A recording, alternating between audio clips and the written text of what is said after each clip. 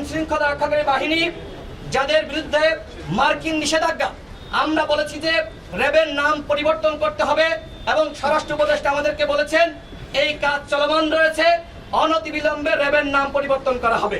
আমরা দাবি জানিয়েছি আইন শৃঙ্খলা রক্ষাকারী বাহিনী, পুলিশ থেকে শুরু করে যারা রয়েছে র্যাব, তাদেরকে বডি ক্যামেরা তাদের শরীরে ফিট করতে হবে।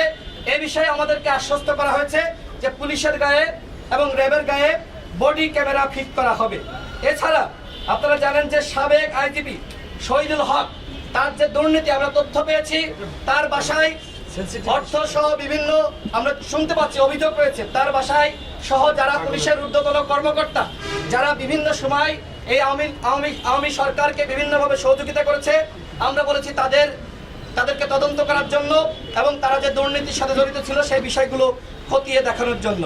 এবং একই সাথে আমরা 18 সালে, 14 সালে, 24 সালে যে সকল কর্মকর্তাগণ যারা এই সরকারকে ক্ষমতায় আনার ক্ষেত্রে তারা সহযোগিতা করেছে, আমরা বলেছি যে তাদেরকে অনতিবিলম্বে চাকরিচ্যুত করে তাদের বিরুদ্ধে ব্যবস্থা গ্রহণ করতে হবে। জনগণের পক্ষ থেকে এবং বিভিন্ন রাজনৈতিক দলগুলোর পক্ষ থেকে বিভিন্ন সময় দাবি উত্থাপন করা হয়েছিল।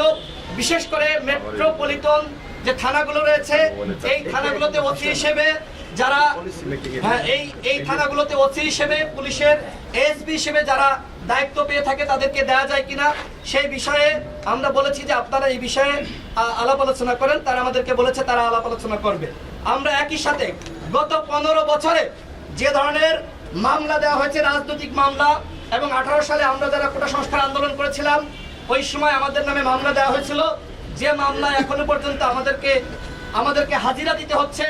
আমরা বলেছি যে 18 সালের কোটা সংস্কার আন্দোলন, 24 সালের কোটা সংস্কার আন্দোলন এবং এই আওয়ামী লীগের আমলে যে সমস্ত রাজনৈতিক মামলা হয়েছে এই মামলাগুলো প্রত্যাহার করতে হবে। মাননীয় স্বরাষ্ট্র উপদেষ্টা আমাদেরকে আশ্বস্ত করেছে আমরা যে দাবিগুলো জানিয়েছি তার প্রত্যেকটা দাবি তিনি পূরণ করবেন। আমরা এই কারণে গণ অধিকার পরিষদের পক্ষ থেকে মাননীয় স্বরাষ্ট্র উপদেষ্টা সহ যারা এই মুহূর্তে সরকারের দায়িত্ব পালন করছে, আমরা তাদেরকে আশ্বস্ত করেছি যে আমরা গণ অধিকার পরিষদ আপনাদের পাশে রয়েছি। তারা আমাদেরকে সহযোগিতা চেয়েছেন। আমরা বলেছি যে কোনো প্রয়োজনে দেশের আইন শৃঙ্খলা পরিস্থিতি রক্ষা করার জন্য তারা আমাদেরকে আহ্বান জানালে আমরা তাদের আহ্বানে সাড়া দিব এবং